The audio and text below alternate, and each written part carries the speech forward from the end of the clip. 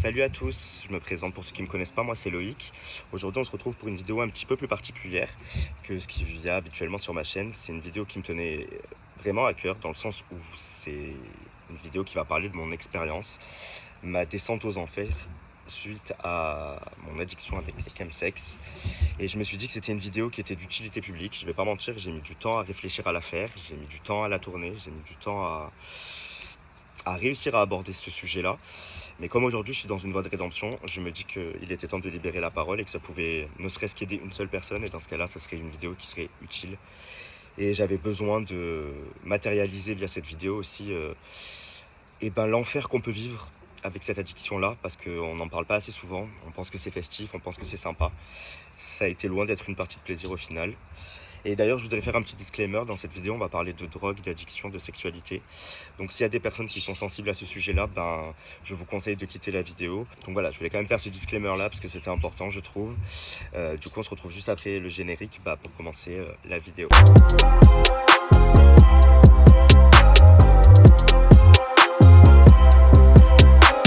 Évidemment, avant de vous raconter mon histoire, on va quand même aborder la question, c'est quoi le chemsex? Donc le chemsex, c'est une contraction du mot chemical et sex, donc en anglais. En gros, c'est avoir des rapports sexuels sous les effets des drogues comme du GHB, de l'A3, du cristal ou d'autres substances. C'est un phénomène qui touche surtout la communauté LGBT en soirée, mais aussi et de plus en plus dans des plans plus intimes via des applications comme pour ceux qui connaissent Grindr, mais pas que. Et au début, ça paraît fun, mais croyez-moi, c'est vraiment à l'heure. Et vous allez comprendre par la suite. On va quand même parler d'une réalité qui fait mal, on va parler chiffres. Et on va pas se mentir, en France, on estime quand même qu'une personne sur trois dans la communauté gay a déjà été confrontée au chemsex. C'est pour ça que je trouve que libérer la parole et commencer à parler de ce genre de sujet-là, c'est important. Parce que jusque-là, c'était plutôt tabou. On parle de chemsex comme quelque chose de fun, comme quelque chose de cool. Alors oui, c'est vrai, au début, c'est super cool en plus. On voit pas la chose venir, mais croyez-moi, c'est loin, mais alors vraiment loin, d'être une partie de plaisir. Parce qu'une fois qu'on est dedans et qu'on est dans une addiction, ça a été, je pense, une des addictions les plus difficiles à traiter. Et quand on voit que quand même une personne sur trois dans la communauté gay a déjà été confrontée au chemsex, je trouve que c'est quand même un chiffre assez énorme. Et près de 40% des personnes qui ont déjà goûté, de façon assez répétée, ont développé une addiction et voire même une dépression. Et j'en fais partie. C'est pour ça du coup que je voulais en parler parce que ça fait presque 6 semaines que j'ai tout arrêté. Ça n'a pas été évident, mais pour moi, faire cette vidéo, c'est aussi la continuité vers ma rédemption. Et libérer ma parole, ça me permet aussi de me mentaliser, de me dire qu'il faut vraiment que j'arrête ces conneries-là, quoi. C'est une réalité silencieuse, parce qu'on le voit dans les applis, dans les soirées, dans les backrooms. Les gens te parlent de ça comme si c'était la normalité de boire comme une vodka, mais pourtant ça ne l'est absolument pas. Donc on va attaquer une partie de la vidéo qui est le plus importante pour moi, c'est-à-dire mon histoire, et vous expliquer comment j'ai basculé là-dedans. À partir de là, je vais essayer de garder au max mes émotions. Je suis quelqu'un de très émotif. Les personnes qui me connaissent savent que je suis assez hypersensible, donc quand je parle de sujets qui me touchent, en général, ça me fait revivre des émotions. Et c'est aussi pour ça que j'avais peur de faire cette vidéo, parce que ça a fait revenir certaines histoires, certaines périodes de ces 2 ans et demi qui ont vraiment pas été faciles. Et est-ce que les revivre est la bonne façon? Je ne sais pas, mais en tout cas, si je dois les revivre, il fallait que ce soit pour une bonne raison. Et là, la bonne raison, c'est donc de délier ma parole. En général, on va pas se mentir, les personnes qui commencent le chemsex, c'est soit par fun, parce qu'ils en ont entendu parler et qu'ils disent waouh, c'est super, on va pouvoir sexuellement s'épanouir, parce qu'évidemment, ça permet de tenir beaucoup plus longtemps, d'avoir des sensations beaucoup plus poussées, de faire des afters qui peuvent partir de 2 heures jusqu'à 72 heures, voire plus pour certains. Sauf qu'on arrive à un stade où à un moment donné, c'est compliqué. Après, moi, je vais être honnête avec vous, je suis vraiment pas tombé dans le chemsex parce que j'étais mal dans ma peau ou parce que j'étais dans une dépression. Ça a commencé autrement. C'était parce que j'étais en pleine relation, pas amoureuse, mais j'étais dans une relation assez fusionnelle avec une personne. Et c'était une histoire qui comptait vraiment à mes yeux. Et quand cette personne m'en a parlé pour la première fois, moi, je vais pas vous mentir, je connaissais pas la 3, je connaissais pas le chemsex, je connaissais que 2 noms. Mais je vais vous expliquer pourquoi, et c'est là où je vais faire une aparté, parce qu'avant d'arriver à Paris, moi je viens de Marseille déjà, et j'habitais à Lisbonne pendant quasiment 3 ans et demi. Et à Lisbonne, j'ai fait des expériences. J'ai pris certaines drogues, etc. Mais comme j'étais hors milieu et que je n'avais jamais fréquenté le milieu gay, vu que je me suis assumé assez tard, que j'ai commencé à découvrir un peu tout ce qui est drogue, grosses fêtes, etc. Quand je suis allé à Lisbonne, j'avais déjà 28 ans.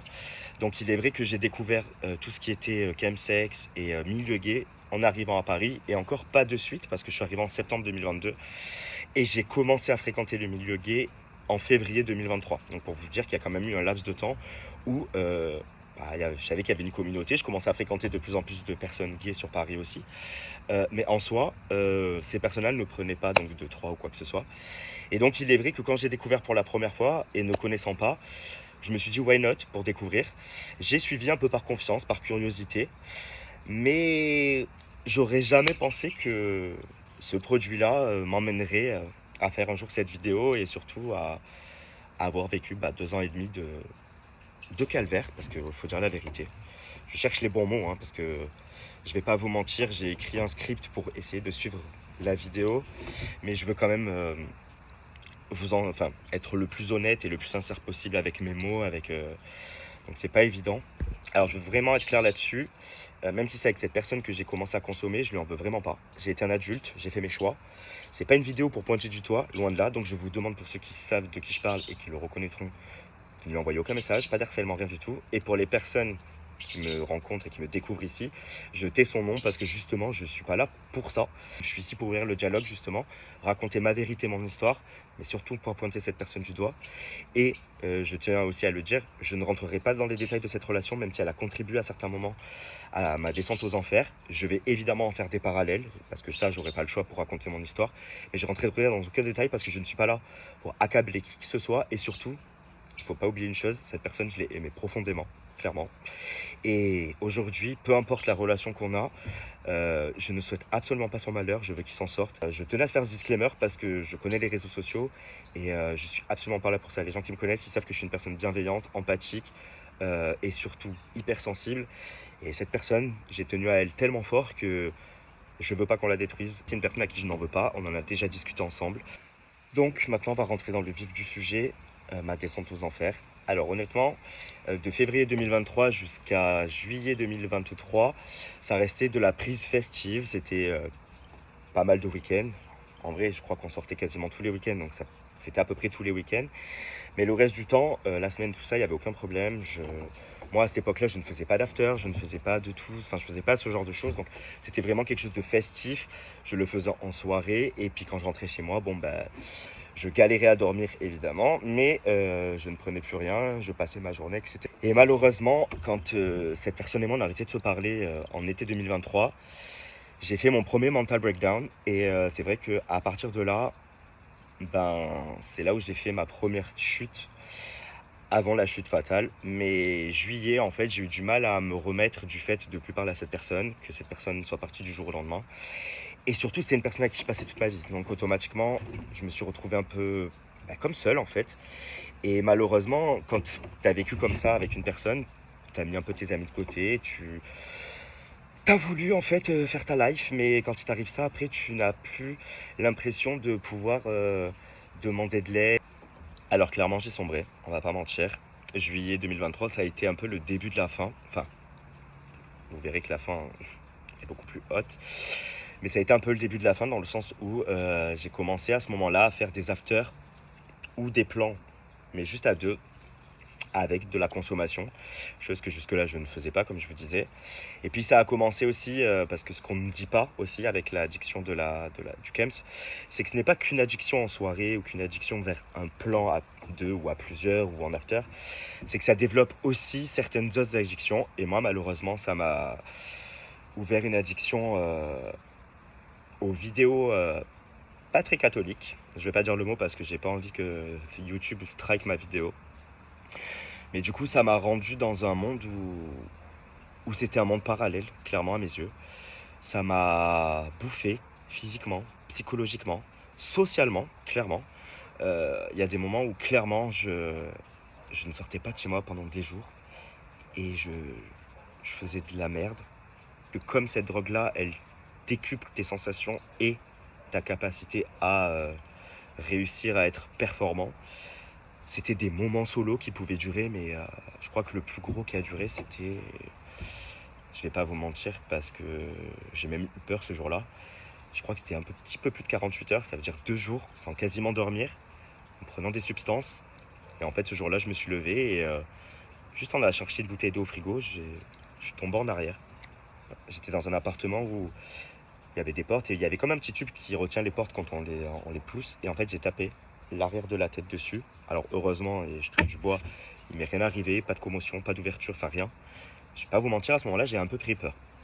Ce qui fait qu'à ce moment-là, sans en parler à qui que ce soit, à ma famille ou quoi, j'ai pas dit que j'étais dans une addiction ou rien, mais je leur ai juste dit que j'avais besoin de descendre. Et j'avais cette chance-là de pouvoir faire du télétravail, donc j'ai pu demander à mon entreprise de l'époque de faire 15 jours de télétravail dans le sud. Et du coup, je suis descendu dans le sud me ressourcier et mettre un terme à tout ça. Sauf qu'en fait, ben, là où c'était mauvais, c'est que je suis rentré, je me sentais bien, waouh, revigoré, je suis à la maison, je suis chez mes parents. C'était l'été, donc piscine, copains, euh, pas de drogue donc du coup. Mais on n'a pas conscience, je pense, à ce moment-là. Et surtout, j'avais pas conscience que j'étais déjà en fait parti dans un délire où ça allait être compliqué d'en revenir. Et croire qu'en 15 jours j'allais m'en remettre, bah franchement, je me demande même comment j'ai pu penser que ça allait être possible. Et il est vrai que quand je suis rentré sur Paris, donc rentrée 2023, j'ai recommencé à parler à cette personne du coup. Mais on était quand même un peu chacun dans nos soirées, on avait des soirées communes, etc. Je sortais un peu les week-ends, mais j'essayais justement de plus faire trop d'after ou de pas sortir tout le week-end. Mais bon, pour vous la faire plus rapide, ce qui s'est passé, c'est que de septembre à novembre 2023, je suis sorti quasiment tous les week-ends. Et en fait, ça me permettait d'oublier que la drogue ruinait ma relation, que dans ma vie à ce moment-là, en plus, j'avais plus d'appartement, donc je logeais un peu chez les gens, heureusement. Et je remercie d'ailleurs s'ils passent par là. J'ai une amie et son chéri qui m'ont logé pendant plus d'un mois, le temps que j'ai mon appartement que j'ai actuellement. Et grâce à eux, j'ai pu me restabiliser quelques semaines, quoi. Donc merci beaucoup, big up à vous d'ailleurs. Mais à ce moment-là, j'étais dans un état où je venais de me faire avoir pour un appartement, j'avais plus de toit stable, je logeais chez des amis. Mon taf, c'était compliqué parce qu'en plus, mes amis habitaient pas à 10 minutes de Paris, mais un peu plus loin, donc du coup, ça me faisait beaucoup d'allers-retours. Mais je le faisais parce que du coup, grâce à eux, j'avais un toit, grâce à eux, ça m'a permis de me restabiliser un peu. Et surtout, dans un petit détail où je ne vais pas rentrer dans le détail complet, mais il y a eu un événement début octobre, donc le 1er octobre, suite à une soirée, où j'ai vu une personne. À cette époque-là, c'était la personne à qui je tenais le plus. La personne a fait un vrai malaise en fin de soirée et c'est moi qui ai retrouvé cette personne donc, en fin de soirée avec un ami à moi. J'ai intervenu, bien sûr. Moi, de base, je devais partir en after pour l'anniversaire d'une amie à moi, parce qu'en fait, on était à la même soirée, on s'était croisés, mais on n'était pas du tout ensemble dans cette soirée, donc ce qui fait que j'avais pas l'œil sur ce qui se passait ou ce qui pouvait se passer ou quoi que ce soit. Et pour vous la faire courte, voilà, il y a eu hospitalisation, etc. Et en fait, moi, comme je vous l'ai dit, je suis empathique, mais surtout, je suis hypersensible. Et quand vous voyez la personne à qui vous tenez le plus à ce moment-là, euh,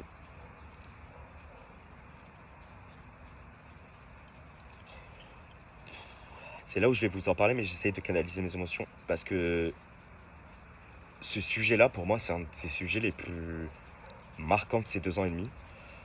Parce que je vais, encore une fois, faire un autre disclaimer, mais pendant que je vivais à Lisbonne, en France, j'ai un ami à moi qui est décédé donc du coup d'overdose. Et ça m'avait marqué parce qu'on ne savait pas à cette époque-là qu'il se droguait autant. Alors voilà, c'était une personne qui prenait un peu en soirée, qui s'amusait. Mais on n'aurait jamais pensé que ça arriverait. Et quand je l'ai su, j'habite à Lisbonne et vraiment je l'ai hyper mal vécu parce que je pourrais faire n'importe quoi pour les gens que j'aime. Clairement, que ce soit ma famille, mes amis, si j'ai un mec, mon mec, enfin, je peux me plier en quatre. Mais quand tu apprends ça d'un ami, mais que surtout tu l'as pas vu venir, ça m'avait déjà créé un traumatisme.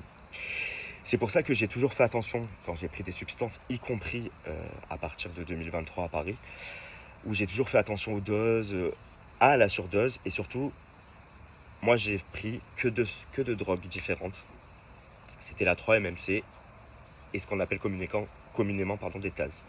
Le reste, j'ai jamais, ça m'a jamais intéressé d'y toucher, parce qu'en fait, on va pas mentir, je m'amusais, etc. Mais c'est les choses qui me faisaient peur. Cet événement, clairement, m'a créé un trauma parce que quand vous voyez la personne à qui vous tenez le plus Et je crois que de toute façon, à ce moment-là, ça sert à rien de se mentir et je suis là pour dire ce que je pense, hein. Mais à ce moment-là, j'étais amoureux de cette personne de toute façon, donc j'aurais fait n'importe quoi pour elle. Mais la voir, parce qu'en vrai, c'est une souffrance de voir une personne que t'aimes comme ça. Je m'en suis occupé, je suis pas allé en after, je suis resté avec. Je suis resté 3 heures sur un parking à attendre de savoir ce qu'il allait en être. Je l'ai laissé se faire hospitaliser, je suis allé chercher cette personne. Et à partir de là, notre relation, elle a pris une différence parce que moi, j'avais conscience du mal-être de cette personne. J'avais pas conscience de mon propre mal-être encore à ce moment-là parce que seul lui comptait à mes yeux.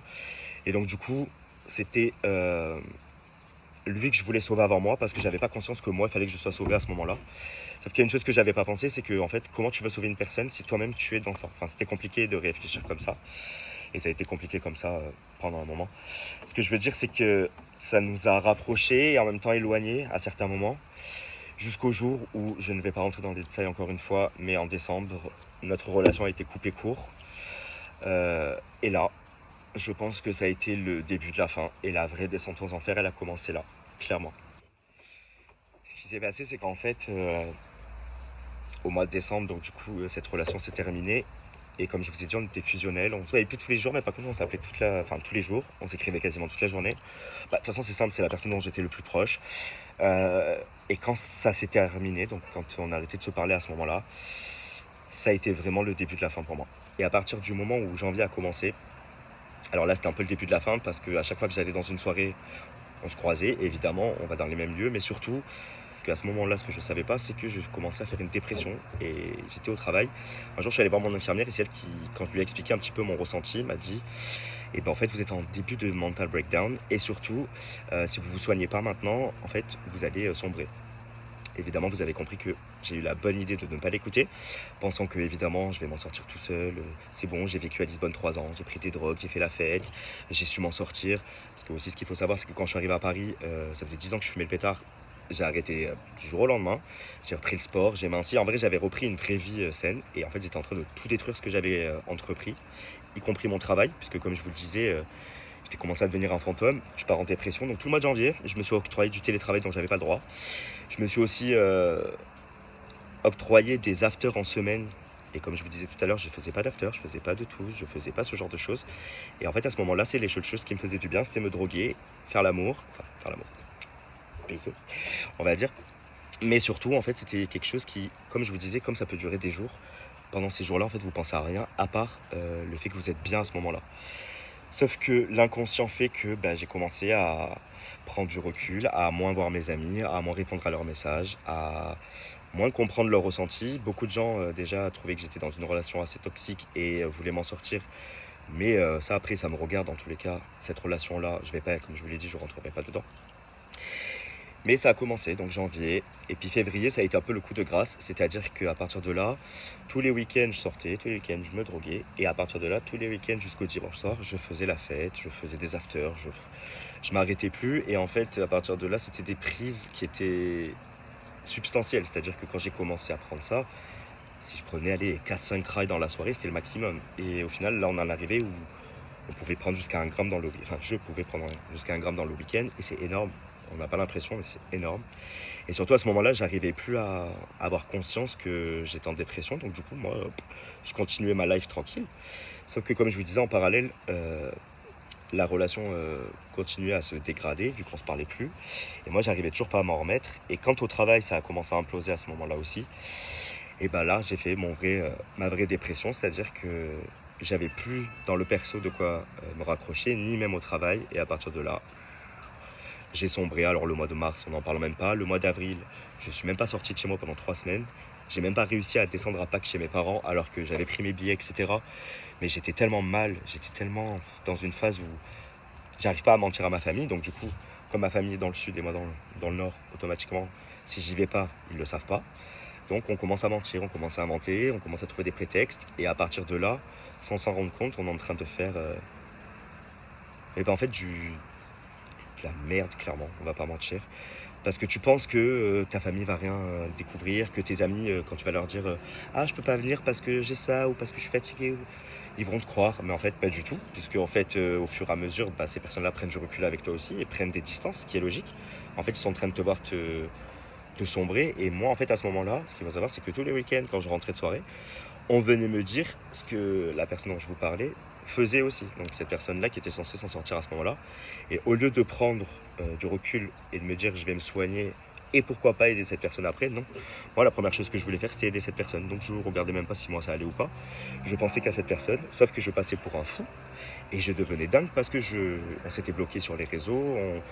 Alors on s'envoyait des pics interposés. Et moi, le problème, c'est que comme j'étais mal, la seule chose que j'arrivais à faire, c'était je piquais par story avec des messages à la con du style seules les vraies personnes vous aiment, enfin des trucs à la con comme ça, vous voyez le délire.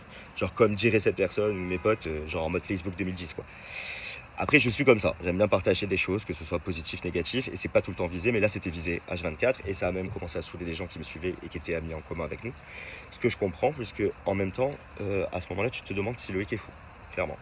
Et je pense que oui, parce que la drogue ne te rend pas clair, clairement, puisque pour pouvoir montrer à cette personne qu'elle n'était pas seule, que même si on se parlait plus, je pensais à elle, que je voulais l'aider, etc. Bah, je passais par des mails et à partir du moment où tu commences à écrire et à créer plein d'adresses mail, oui, je pense qu'il y a un moment donné où tu es un peu fou. Mais aujourd'hui, j'ai pas honte de l'assumer ou de le dire parce que ça fait partie justement des aléas et des contre-coups que tu peux avoir à cause de la drogue si mentalement tu es pas bien. Et après, on va en venir à mon travail, c'est-à-dire que comme je vous ai dit, avril, dépression, je sors plus de chez moi, même pour aller voir. J'avais repris une thérapie, j'avais même plus à aller voir mon psy. Et bien évidemment, en l'espace de 4 semaines, je me suis fait licencier. Donc tu te retrouves sous drogue, en dépression, sans travail. Et là, tu es censé te dire normalement, ok, prends ta claque et remonte. Bon, pas du tout. Là, à ce moment-là, ça a été encore pire jusqu'au jour où tu dis, bon, vas-y, on sort de tout ça. Et petit à petit, je sortais plus tous les week-ends. J'essayais de moins me prendre de substances, de moins faire ça sur 3 jours aussi. Et puis j'ai rencontré une personne qui a passé une grosse partie de l'été avec moi l'année dernière. Il se reconnaîtra d'ailleurs s'il passe par là. Et grâce à lui, en fait, j'ai pu me restabiliser, ce qui fait que j'ai passé l'été. Alors, j'ai fait un petit peu la fête, etc. Mais j'étais moins dans le délire de faire que ça, parce que la seule chose que je voulais, c'était m'en sortir. L'été a commencé et j'ai eu la chance de retrouver du travail quasiment un mois et demi après avoir arrêté, avoir été licencié de l'autre. Ce qui fait que ça m'a sauvé pour mon été. Et quand le 10 juillet, j'ai commencé dans ma nouvelle boîte, je me suis décidé à reprendre du recul sur tout ça. Ce qui fait que 2 semaines après avoir commencé, j'ai pu descendre en télétravail, donc j'ai pu être dans le sud, etc. Sauf qu'à mon retour du sud, j'ai décidé de faire un week-end où genre, ouais, je peux faire la fête, je vais pouvoir profiter, etc. Et je parlais avec un mec à ce moment-là, avec qui on discutait depuis quelques jours avant que je remonte à Paris. Et on a décidé de se voir le samedi de mon retour. Et quand on s'est vu, franchement, ça s'est super bien passé. On a rigolé pendant 4 heures, il s'est passé ce qui avait besoin de se passer. On était même prêts à se revoir, etc. Sauf que ce que j'avais pas compris à ce moment-là, c'est que au même moment où lui et moi on prenait des substances, lui en fait, dans ma propre salle de bain, prenait des substances mais d'une manière plus différente. Oui, il prenait la même chose mais en piqûre. Sauf que du coup, les sensations, les montées sont pas les mêmes. En fait, moi j'imagine, parce que moi, ça c'est quelque chose que j'ai jamais testé, que je ne conseillerais jamais tester. J'ai déjà peur de faire une prise de sang, alors vous imaginez bien me piquer. Mais surtout, en fait, ce qui s'est passé, c'est qu'au moment où il devait partir, puisque moi j'étais d'anniversaire ce jour-là, et je devais donc sortir derrière faire la fête, il a commencé à vriller complètement, parce qu'il n'avait plus rien sur lui, il n'avait plus rien à la maison, et il n'avait pas de quoi acheter. Ce qui fait qu'en fait, il a dû se rendre compte que, bah voilà, il allait devoir s'arrêter là, sauf que bah, quand tu es dans cette... putain, comment dire, quand tu étais dans cet engouement à ce moment-là, lui en fait a vrillé et j'ai vu à ce moment-là son regard changer, mais au début je pensais qu'il rigolait. D'ailleurs quand il a commencé à s'énerver et à ne pas vouloir partir, enfin à devenir agressif, je pense qu'il rigolait, donc j'ai rigolé. Et en fait à ce moment-là cette personne m'a plaqué et a commencé à m'agresser dans mon propre appartement, à vouloir me voler donc les substances qui me restaient à la maison, etc. Et je vais pas vous mentir, j'ai commencé à prendre peur. En plus les personnes qui me connaissent savent que je suis pas une personne bagarreuse, je suis une personne un peu ouais, je suis une mauviette un peu, genre j'aime pas la bagarre, etc. Enfin, j'aimais pas parce que du coup, ça m'a forgé, on va pas mentir, et aujourd'hui, il est hors de question que je me laisse faire. Mais j'ai eu la chance, enfin, en fait, pardon, d'avoir un instinct à ce moment-là. Et vu que ça se passait pas loin de la porte d'entrée de chez moi, bon après c'est pas très grand, hein, j'ai que 15 mètres carrés de toute façon, j'ai eu la lucidité à ce moment-là, parce que j'étais pas dans un super état non plus, d'ouvrir la porte, de commencer un peu à crier, et j'ai réussi à pousser cette personne. Et au moment où cette personne, en fait, je l'ai poussée, a voulu récupérer une boîte où il y avait tous mes produits, j'ai tout récupéré, je l'ai poussé, j'ai claqué la porte. Sauf que à ce moment-là, la fenêtre était aussi ouverte chez moi. Et au moment où j'ai voulu aller fermer la fenêtre, il a voulu passer le bras, donc ça a délo- délogé la porte-fenêtre. Et je vous mettrai des photos de toute façon, vous verrez. Mais du coup, la fenêtre est tombée et cette personne, après, une fois que j'ai réussi à fermer les volets, etc., ne voulait plus partir de ma cour, parce qu'en fait, chez moi, c'est une cour. Et j'ai eu la mauvaise idée, en plus de ça, de lui donner le code d'entrée. Donc, un peu teubé. Chose, ne le faites jamais, hein, évidemment. Protégez-vous toujours si vous recevez. Après cet événement, du coup, pendant 3 semaines, je ne suis pas sorti de chez moi. Je venais de commencer un nouveau boulot. J'ai eu la chance de pouvoir en parler directement à mes nouveaux responsables et de rester quasiment 3 semaines en télétravail. Sauf qu'en fait, je me sentais que je me repliais sur moi-même, je me renfermais sur moi-même parce que j'avais peur clairement de sortir de chez moi. Parce que cette personne m'avait quand même menacé, m'avait dit qu'il pouvait m'envoyer n'importe qui. Il avait le code d'entrée de mon appartement, enfin de la résidence, il savait où j'habitais. Donc ça a été compliqué jusqu'à ce qu'en fait, et c'est pour ça que je parlais tout à l'heure du pompier que je fréquentais l'été dernier, c'est cette personne qui m'a permis de m'en sortir parce qu'à ce moment-là, en fait, j'osais pas trop dire que ça allait pas. J'ai eu la chance d'avoir des proches, enfin des potes qui sont mes amis de toute façon aujourd'hui et qui eux m'ont toujours soutenu et ne m'ont jamais laissé tomber. Et ça a été compliqué en fait de pouvoir verbaliser tout ça, de le vivre et de passer à autre chose. Mais surtout, ce qui m'a permis de passer à autre chose à ce moment-là, c'est que quelques semaines plus tard, j'ai repris la route du bureau, je me suis ressenti en confiance et en sécurité. J'ai ma famille qui est venue sur Paris pour un week-end, j'ai pu les voir, etc. Et donc ça m'a remis un peu dans un microcosme de confiance et surtout en me dire c'est des choses qui peuvent arriver, que tu prennes des substances ou pas. Dans tous les cas, les agressions, surtout dans la communauté LGBT encore plus, c'est des choses qui pouvaient arriver. Et comme c'est la première fois qu'il m'est arrivé une agression tout court, à part une que j'avais vécue à Lisbonne, mais ça sera une autre story time que je vous ferai parce que ça n'a rien à voir avec cette histoire.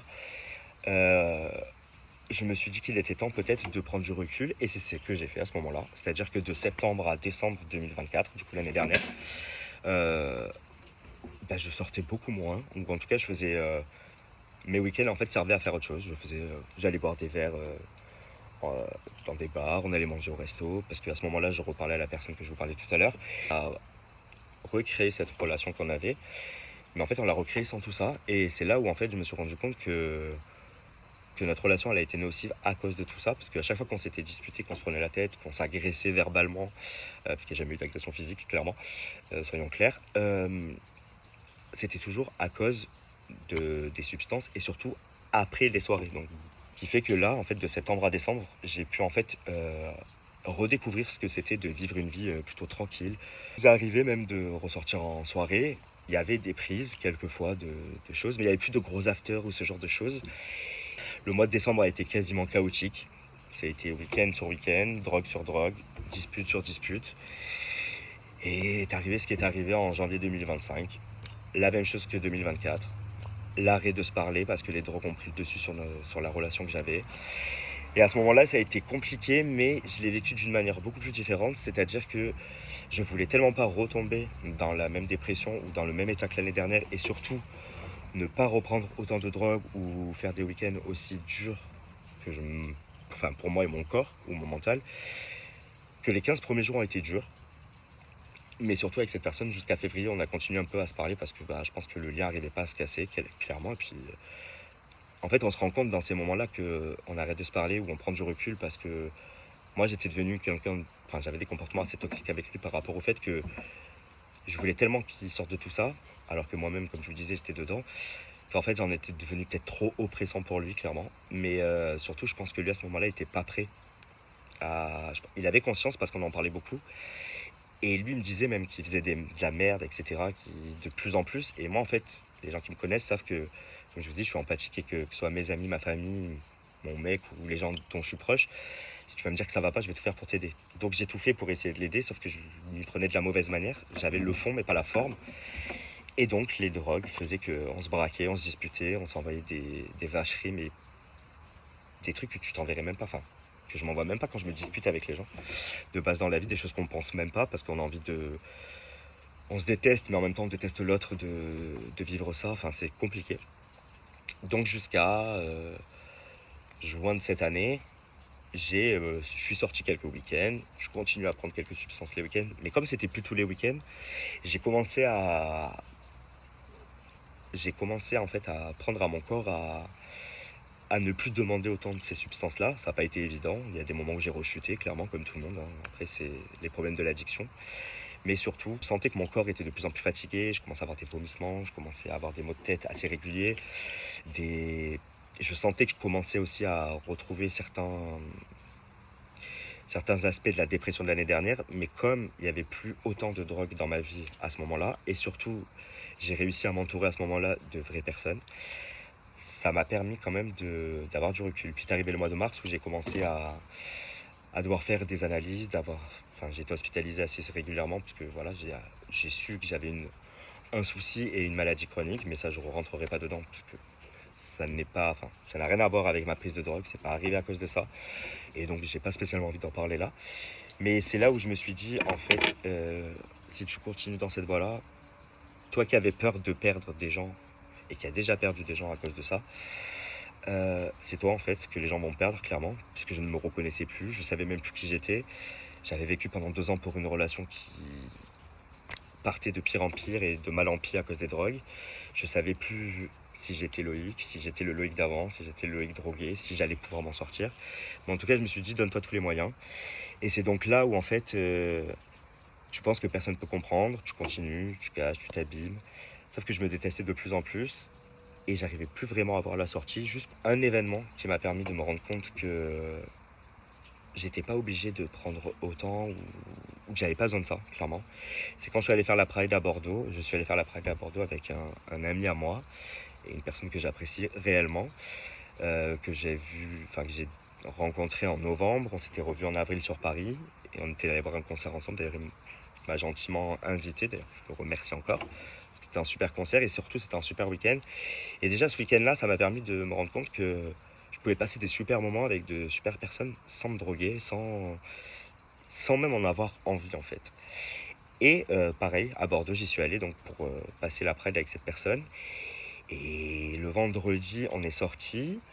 Je suis rentré, j'ai dormi à l'hôtel, tout ça. Le samedi, pardon, j'avais de quoi sur moi, hein, on va pas mentir. Donc c'était prévu dans ma tête que je profite de la Pride comme il fallait, etc.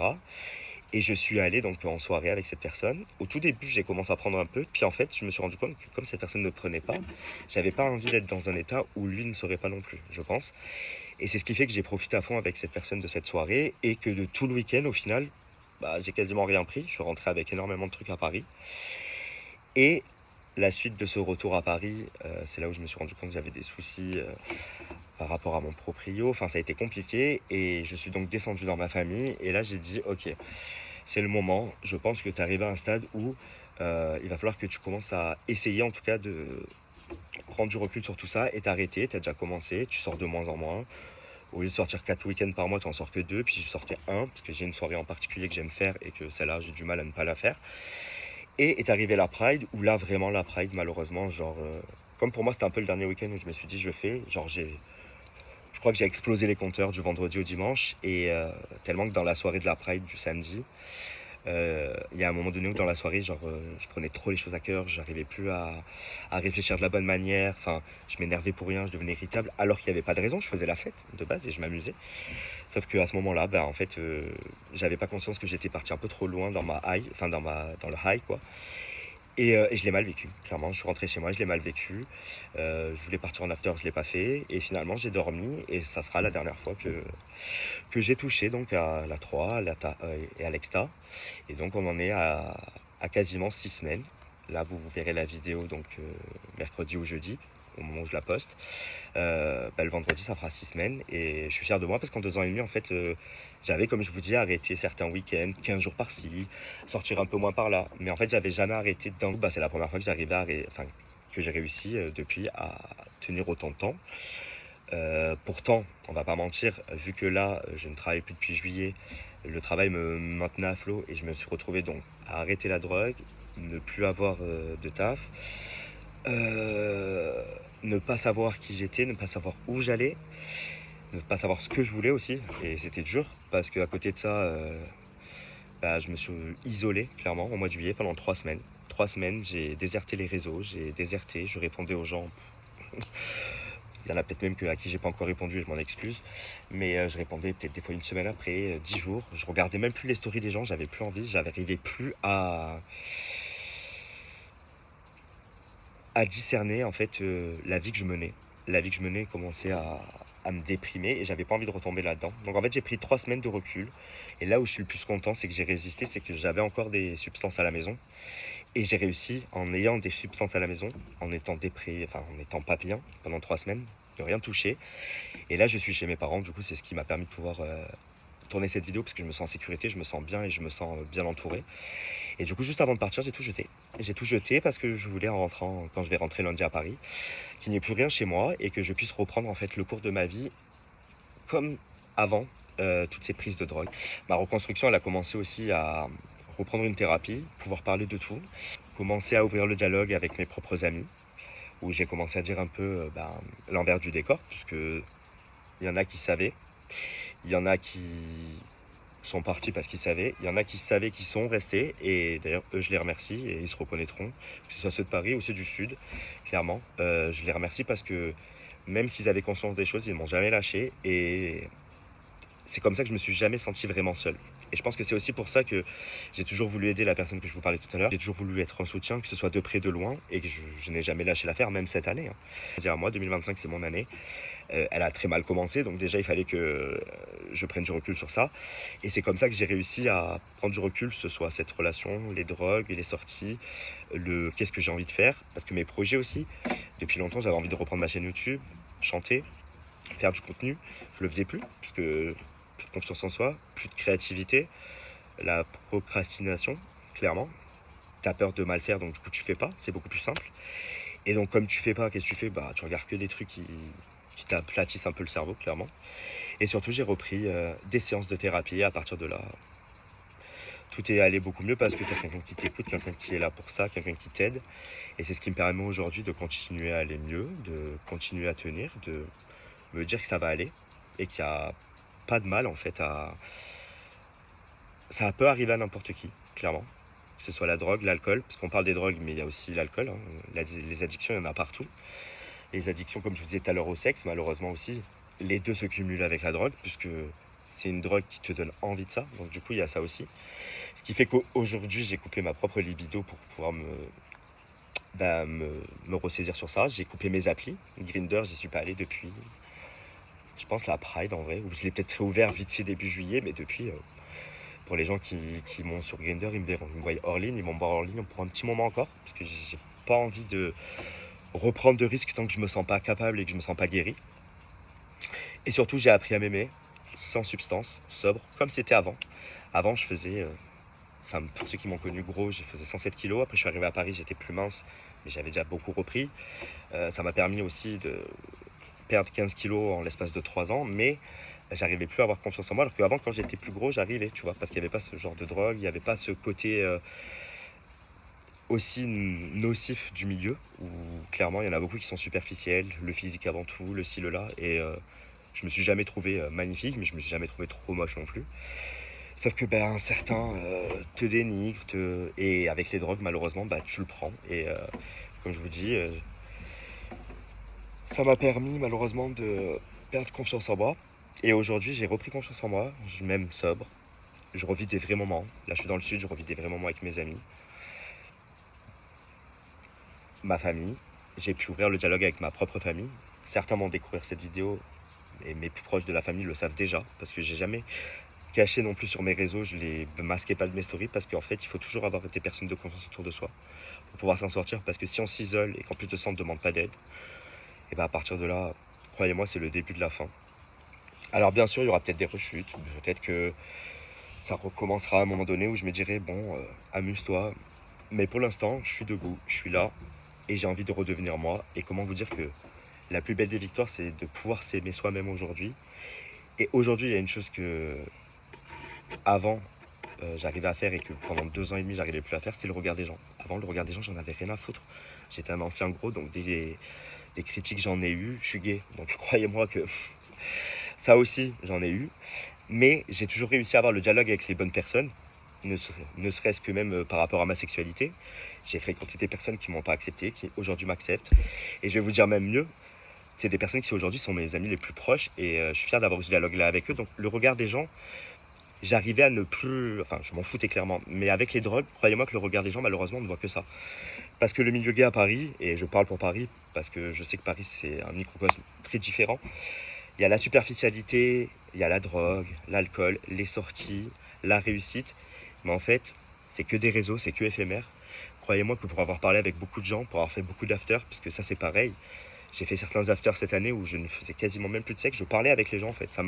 Ça m'intéressait d'aller en after avec les gens et de pouvoir rencontrer des gens, qu'on dialogue sur des soucis parce qu'il y a des gens qui ont conscience qu'ils ne sont pas bien aussi. Il y en a que j'ai pu aider, il y en a qui m'ont aidé aussi clairement. Donc comme je vous dis aujourd'hui, le regard des gens, j'en ai plus rien à foutre. D'ailleurs les gens qui me suivent sur Instagram, ils le voient très bien. Je parle de tout. En fait, pour moi, les réseaux, justement, c'est tellement les gens, ils sont là. Toute ma vie est magnifique. Mais c'est pas ça la vie. La vie, des fois ça va, des fois ça va pas. Il y a des hauts, il y a des bas. Et les gens qui me suivent sur les réseaux, justement, ils m'aiment pour ça parce que je suis une personne entière. Je dis tout. Quand ça va, ça va. Quand ça va pas, ça va pas.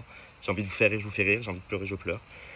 J'ai envie de pousser un coup de gueule, je le fais. Et aujourd'hui, je suis content parce que je retrouve ça aussi. Donc, je retrouve ma propre personnalité.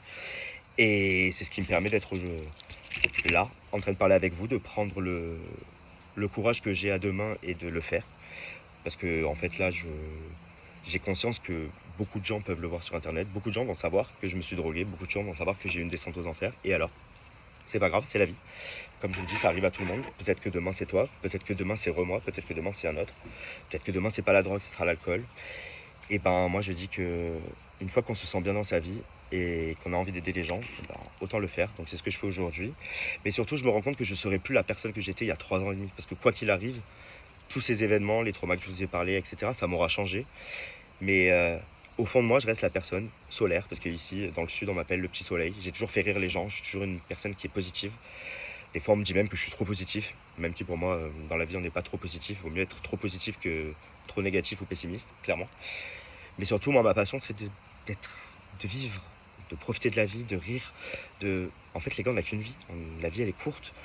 Demain, peut-être je suis plus là, peut-être demain c'est un autre, je sais rien. Donc j'ai juste envie de profiter de ma vie, de profiter avec les gens qui sont là pour moi, les gens que j'aime, les gens qui font partie de mon quotidien. Et je pense que c'est le plus important. D'ailleurs, avant de conclure cette vidéo, je tenais à remercier toutes les personnes qui m'ont tendu la main, que ce soit celles à qui j'ai demandé et qui me l'ont tendu, celles à qui j'ai jamais demandé et qui ont quand même été là à me l'attendre, celles qui ont vécu tout ça avec moi du début à la fin et qui ne sont jamais parties, que ce soit mes amis de Paris ou mes amis du Sud. Et un big up à mes amis du Sud parce que pour eux, ça n'a pas été évident tous les jours parce que c'est des gens à qui j'ose parler justement. Donc se rendre compte et voir son ami se détruire, clairement, c'est pas évident, mais à Paris aussi. Je tiens aussi à dire aux gens qui étaient censés être certains de mes amis les plus proches à Paris, que je connaissais même avant d'arriver à Paris. Et là, c'est pas un coup de gueule, mais c'est plus un ressenti.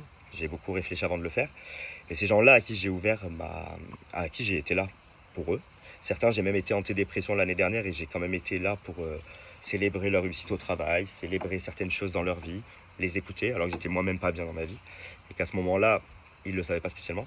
Et ces personnes-là à qui j'ai ouvert le dialogue, à qui j'ai présenté mes excuses aussi, à qui je me suis rendu compte que j'aurais pu faire du tort parce que j'avais pas un comportement adéquat avec la drogue, et surtout à qui j'ai demandé de l'aide, mais qui n'ont pas été capables de me la donner alors que c'est censé être à ce moment-là mes meilleurs amis. Je vous en veux pas, clairement, je vous pardonne même, mais juste je décide aujourd'hui que je pense que c'est pas une amitié qui est bonne pour moi, dans le sens où ces personnes-là m'ont beaucoup reproché mon amitié avec la personne dont je parlais tout à l'heure. Et ils avaient pas tort, hein. À certains moments c'était ultra toxique. Le courage de parler, d'ouvrir le dialogue, de mettre fin à mon ego entre guillemets et ma fierté, mais surtout de demander de l'aide, de dire que j'ai besoin de ma meilleure amie ou de dire que ça va pas et que ces personnes-là te baladent pendant des mois à te dire j'ai pas le temps, on va se voir. Non, tout le monde, personne n'a pas de temps. Tu peux toujours avoir 5 minutes pour appeler ton ami, tu peux toujours avoir 1 heure pour le faire venir ou pour le voir, pour l'écouter. Surtout quand tu sais qu'il y a eu une dépression l'année dernière, surtout quand tu sais qu'il y a de la drogue au milieu, parce que c'est des gens à qui je n'ai jamais caché ça. Comme je vous dis aujourd'hui, je vous en veux pas, je vous pardonne. Mais je préfère qu'on en reste là parce qu'au final. Donc je vous souhaite la meilleure des continuations à vous. Et je tiens à remercier toutes les personnes qui ont été présentes avec moi, que ce soit physiquement, mais aussi virtuellement, parce que à ce moment-là, on parle des réseaux comme quoi c'est nocif, etc. Mais j'ai beaucoup de personnes aussi qui ont réussi, et que je ne connais que virtuellement d'ailleurs, et qui ont été là pour moi, et qui ont jamais lâché l'affaire. Donc je vous remercie, à vous, je vais vous faire un petit cœur. Et je tiens aussi à présenter mes excuses. Mes excuses parce que j'ai sûrement, sans m'en rendre compte, du blesser des gens, décevoir des gens, faire de la peine aux gens, ne pas maîtriser certains de mes actes, de mes paroles ou peut-être certaines choses. Et j'en ai conscience aujourd'hui parce que je vois très bien la différence dans mon mental et dans ma manière d'être aujourd'hui, plutôt que celle que j'avais avant. Donc désolé et je m'excuse sincèrement. Et sachez que, en tout cas, je ferai tout pour que ça n'arrivera plus. Je tiens aussi à dire aux personnes qui regardent cette vidéo, si tu te sens concerné, sache que tu n'es pas seul. Il y a toujours un moyen de s'en sortir. Il y a des groupes de parole, il y a des associations comme l'association Aide. Pour ceux qui sont à Paris, il y a le groupe de soutien KEMS-POS qui permet de, comme les alcooliques anonymes, de pouvoir t'exprimer, de ne pas te sentir seul. Mais surtout, n'hésitez pas à demander de l'aide à vos proches. Je pense qu'ils seront là pour vous, surtout s'ils se rendent compte de la descente aux enfers que vous vivez. Et si tu traverses ça, n'hésite pas à tendre la main toi aussi de ton côté, comme moi j'ai pu le faire. Même si je le traversais, j'ai toujours tendu la main aux personnes qui en avaient besoin, même s'ils étaient dans la même situation que moi. Et encore plus à la personne à qui je tenais le plus, clairement. Et d'ailleurs, je lui passe un petit message supplémentaire, mais c'est que cette personne aussi est en plein arrêt de tout ça aussi, elle veut s'en sortir. Et donc, même si on n'a plus de grandes relations aujourd'hui, je tiens à lui dire que moi je suis fier de lui, parce que ça a été dur, je sais, je le connais. Mais surtout, il faut demander de l'aide, moi je l'ai fait. Je suis là aujourd'hui pour en témoigner. Je vous remercie aussi de m'avoir écouté, d'avoir pris le temps d'écouter mon parcours. Peut-être ça vous aura aidé, peut-être que ça aura parlé à certains. Et si c'est le cas, tant mieux. Même si ça parle qu'à une seule personne, c'est toujours ça. C'est une personne qui voudra s'en sortir. Si tu veux en parler, n'oublie pas qu'il y a les commentaires. J'ouvre aussi mes DM sur Instagram, pour ceux qui me suivent ou ceux qui veulent me suivre, je vous mets mes réseaux. On est une communauté, après tout, moi je dis qu'on doit se soutenir. Et surtout, souviens-toi, même dans la tempête, le soleil revient toujours. Mais vraiment.